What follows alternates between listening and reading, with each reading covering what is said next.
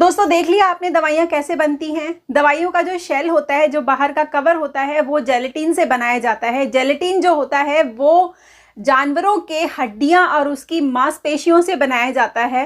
उनको सुखा करके उसका पाउडर बनाया जाता है और उससे उसका जो दवाइयों का जो शेल बनता है, जो कैप्सूल्स होती हैं, उनका जो शेल बनता है जिसमें दवाइयाँ भरी जाती हैं, वो जेलेटिन से बनाया जाता है। अब अगर आप बोलते हैं कि आप पूरी तरह से वेजिटेरियन हैं, तो आप किसी एंगल से वेजिटेरियन नहीं हैं। आपके घर में अगर कोई भी सदस्य बीमार है और वो दवाइयाँ खा रहा है, या कभी आपने भी बुखार की दवाई खाई होगी, तो वो सारी जेलेटिन से बनी होती हैं। दवाइयों को आप ये सोच के खा रहे हैं कि आपकी बीमारियों को वो ठीक करेगा, आपको नया जीवन देगा। वो जो दवाइयाँ हैं आपके लिए बहुत ज़्यादा नुकसानदेह हैं।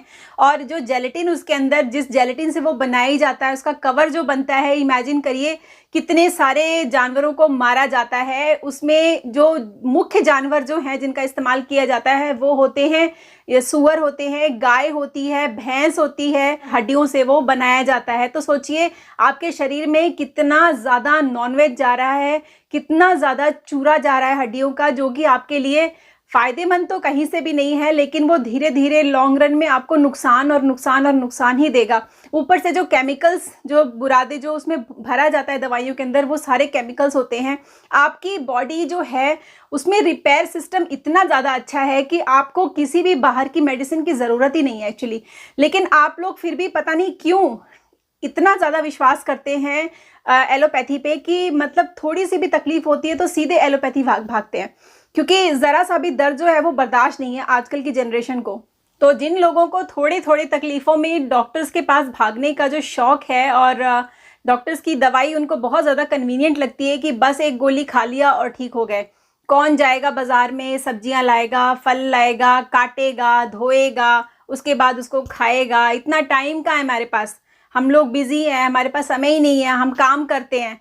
और एक पिल खाना है, सवेरे एक पिल खा लिया, दोपहर को खा लिया, रात को खा लिया, हो गया, काम खत्म हो गया। लेकिन उसके पीछे का जो नुकसान है वो आपको दिखता नहीं है। वो तब दिखता है जब आप रियली में बेड पे चले जाते हैं, तब आपको पता चलता है कि हाँ मैंने बहुत बड़ी गलती करी। और उस वक्त जो है आप कोई कसर नहीं छोड़ते अपने आप को ठीक करने के लिए। तरह से अपनी मुराद पूरी करने के लिए कोई इंसान मंदिर जाता है, मस्जिद जाता है, गिरजाघर जाता है, कोई कसर नहीं छोड़ता, हर जगह जाके माथा टेकता है। वही हाल पेशेंट्स का हो जाता है कि जब वो एकदम क्रिटिकल हो जाते हैं, बहुत बुरा हाल हो जाता है, उस वक्त उनको आयुर्वेदा, होम्योपैथी, और उस वक्त तो ये होता है कि भाई कुछ भी करके मुझे बचा लो, बस ये ध्यान होता है। लेकिन जब आपकी हालत बहुत ज़्यादा ख़राब नहीं थी, आप बहुत अच्छी कंडीशन में थे और उस वक्त आपकी इम्यून सिस्टम बहुत बढ़िया था, वो आपको बचा सकता था, लेकिन उस वक्त आपने अपने इम्यून सिस्टम का जो सत्यानाश किया, बाहर की दवाइयाँ खिला खिला करके, केमिकल डाल डाल करके,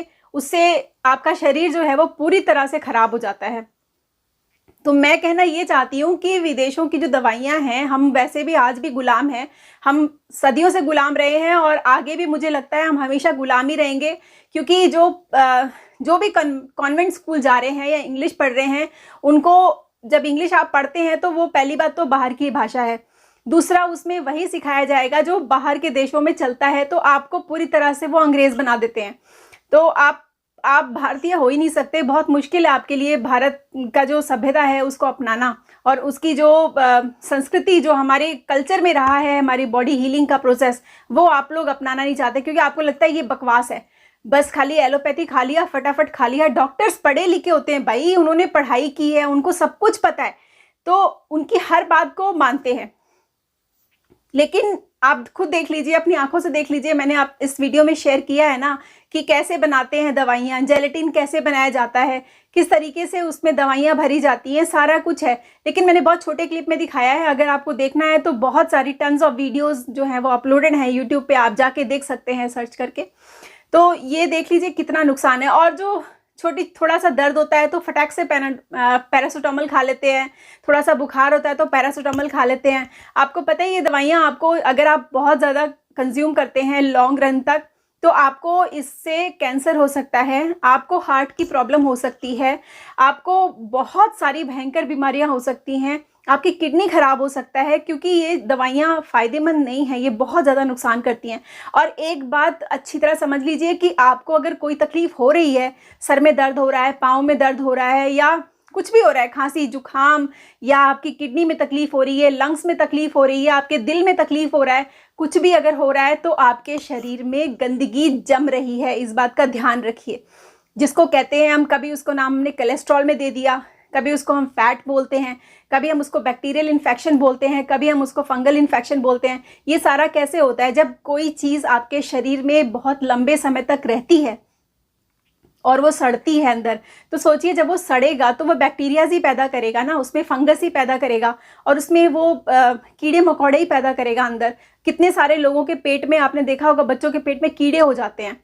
वो कीड़े कैसे होते हैं? हम कीड़े तो खाते नहीं है ना, तो कीड़े पेट में आ जाते हैं, वो जो सड़ रहा होता है अंदर, उसी में से कीड़े बनते हैं। सोचिए आप अपने शरीर के अंदर कितना कचरा इकट्ठा करके सारे दुनिया में घूम रहे हैं। बाहर से तो इतने बन ठन के जाते हैं कि हम जो है वो बहुत up to date, tip top, बहुत हैंडसम, बहुत गुड लुकिंग, बहुत ब्यूटीफुल है, लेकिन आपके शरीर के अंदर क्या कचरा भरा हुआ है वो आपको खुद को पता नहीं है।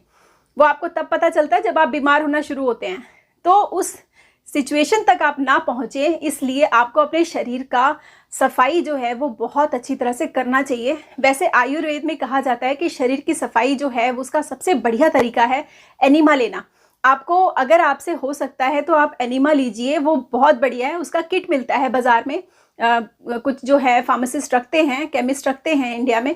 मैं सिंगापुर में रहती हूँ तो यहाँ पर तो मिलता नहीं है, कोशिश कर रही हूँ मिल जाए तो बहुत अच्छी बात है। एनिमा जो है वो बहुत आसानी से लिया जा सकता है, और आप किसी भी आयुर्वेदिक चैनल पे जाकर देख सकते हैं कि एनिमा को कैसे लिया जाता है। मैं एक वीडियो बनाऊंगी उसके लिए सेपरेट से। तो एनिमा जो होता है वो आपके पूरे आंतों को अच्छी तरह से साफ कर देता है। वैसे भी कहते हैं सब रोग एक, और रोगों का कारण भी एक ही होता है। तो रोगों का कारण वही होता है गंदगी। और मैंने अपने कई वीडियोस में आपको मॉर्निंग का डिटॉक्स ड्रिंक शेयर किया है। डिटॉक्स ड्रिंक जो होता है वो काम करता है साबुन का। जिस तरीके से आप कपड़े धोते हैं तो मैल को उतारने के लिए आपको साबुन की ज़रूरत पड़ती है, आप साबुन से रगड़ते हैं तो आपके कपड़े साफ हो जाते हैं। तो उसी तरह से जो डिटॉक्स ड्रिंक हम पीते हैं वो हमारे आंतों में जो चिपकी हुई गंदगी है, जो हम दाल रोटी, जो हम रोटी खाते हैं, पिज़्ज़ा खाते हैं, बर्गर खाते हैं, वो हमारी आंतों में चिपक जाता है कहीं ना कहीं और सड़ता रहता है। तो वो जो भी चीज़ अंदर सड़ रही है उसको डिटॉक्स ड्रिंक जो हम पीते हैं सवेरे के टाइम, सब्जियों का जूस पीते हैं, पेठे का जूस पीते हैं, या किसी भी ग्रीन वेजिटेबल का जूस पीते हैं, वो उसको निकाल लेता है। उन जूसेस में होता क्या है? उन जूसेस में होता है फाइबर, बहुत ज़्यादा फाइबर, लाइव एंजाइम्स होते हैं उसके अंदर, जो कि पूरी तरह से आपकी आंतों को अच्छी तरह से साफ़ करते हैं, उसकी दीवारों को पूरी तरह से खुरच खुरच के साफ़ करते हैं। तो आपकी जो आंत अगर पूरी तरह से साफ़ होगी तो आपके शरीर का लगभग 100 तरह के रोगों से आपको छुटकारा मिल जाएगा। ये बात प्रूव हो चुकी है। और आप खुद सोचिए कि जो योगी लोग हैं, जो सन्यासी हैं, मैं ये वैसे सन्यासी की बात नहीं कर रही जो टीवी में आते हैं, मैं उनकी बात कर रही हूँ जो आपको दिखते ही नहीं है। मैंने कभी उनको किसी हॉस्पिटल जाते नहीं देखा, कभी उनको किसी क्लिनिक जाते नहीं देखा। सिर्फ कुंभ के मेले में वो लोग आते हैं, उसके बाद वो सारे गायब हो जाते हैं। तो वो लोग कभी बीमार क्यों नहीं पड़ते? बर्फ के जगह, मतलब हिमाचल प्रदेश में बर्फ पड़ती है, बर्फ के अंदर वो लोग रहते हैं, वो भी नंगे शरीर। उनके शरीर में ऐसा क्या है? क्या वो पत्थर के बने हैं? नहीं, वो भी हमारी तरह इंसान है, लेकिन उनका खान पान, कहते हैं खाना जो है उसको खाने का तरीका सही होना चाहिए। कहा जाता है, मैंने सुना है कि जो एक वक्त खाए वो योगी होता है, जो 2 वक्त खाए वो भोगी होता है, जो 3 वक्त खाए वो रोगी होता है। तो हम सब जो हैं वो रोगी की कैटेगरी में आते हैं, क्योंकि हम सिर्फ 3 टाइम खाते ही रहते हैं। तो अभी फ़िलहाल मैंने अपनी लाइफ में 1 टाइम का खाना रखा है। मैं प्राउड फील करती हूँ इस बात को बताते हुए कि मैं पिछले 1 हफ्ते से सिर्फ दिन में 1 बार प्रॉपर खाना ले रही हूँ, जिसमें दाल, सब्जी, रोटी, चावल, व्हाटएवर जो भी खाना होता है वो मैं खाती हूँ। उसके अलावा पूरे दिन मेरे शरीर में या तो जूस जाता है, या फ्रूट जाता है, या सैलेड जाता है। इसके अलावा मैं कुछ नहीं खाती। रात को बिल्कुल खाना बंद है, सिर्फ सैलेड खाती हूँ रात के टाइम पे। और ट्रस्ट मी गाइज, इतनी ज़्यादा फुर्ती मेरे अंदर है, मैं इतना हल्का फील करती हूँ। जब आपका शरीर हल्का होगा ना तो आपके अंदर एनर्जी बहुत ज़्यादा होती है, बहुत फ्रेश फील करते हैं। क्योंकि जब आपका शरीर भारी होता है तो चलना भी मुश्किल होता है, यहाँ दर्द वहाँ दर्द, अब पैर वजन कहाँ कैसे उठाएगा इतना सारा। तो जितना अपने शरीर को हल्का रखेंगे उतना ज़्यादा अच्छा होगा। मेरे कहने का मतलब यही था।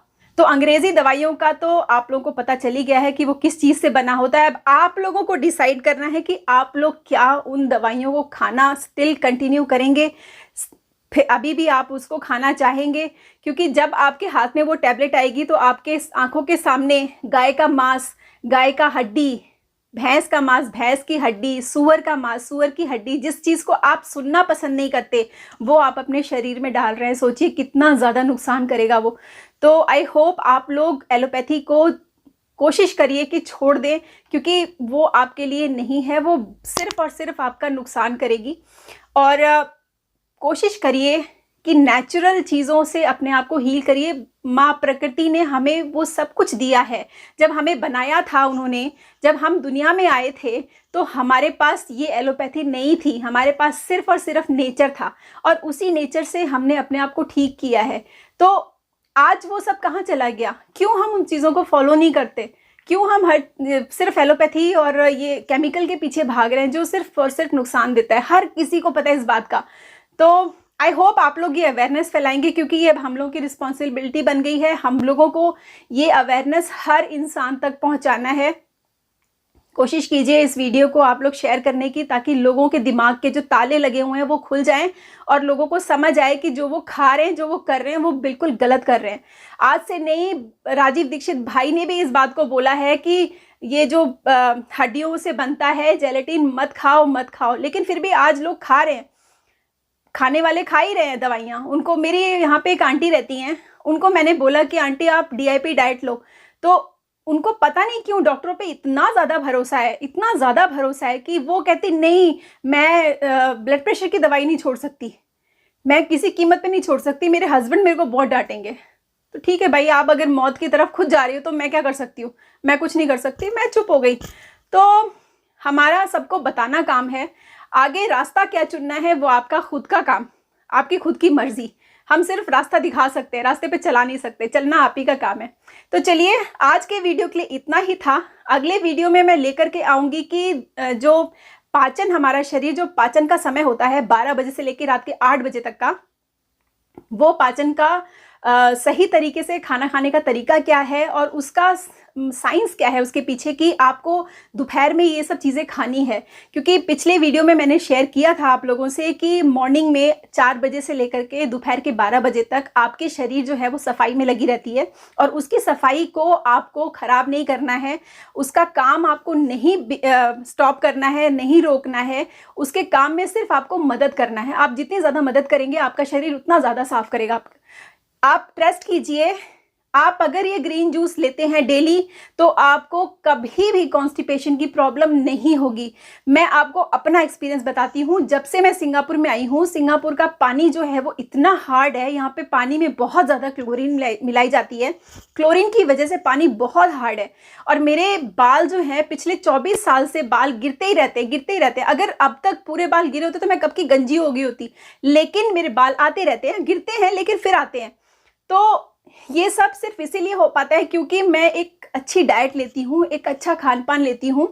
और जब से मैंने ये डिटॉक्स ड्रिंक पीना शुरू किया है, पेठे का जूस पीना शुरू किया है गाइस, इसने मेरी ज़िंदगी बदल दी है। मेरे को कॉन्स्टिपेशन नहीं होता है, बिल्कुल भी नहीं होता। सवेरे सवेरे हमारा पेट एकदम साफ हो जाता है बहुत अच्छी तरह से। और अब तो हमें आदत पड़ गई इसकी, तो मेरे हस्बैंड हमेशा जाके लेकर आते। जबकि सिंगापुर में पेठा की जो सब्जी है वो बहुत महंगी है। एक पेठे का जो साइज़, मतलब 1-2 किलो का पेठा जो है वो $6 से $8 में मिलता है, मतलब काफ़ी महंगा है, लेकिन फिर भी हम खरीदते हैं क्योंकि सेहत से बढ़ के कुछ नहीं है।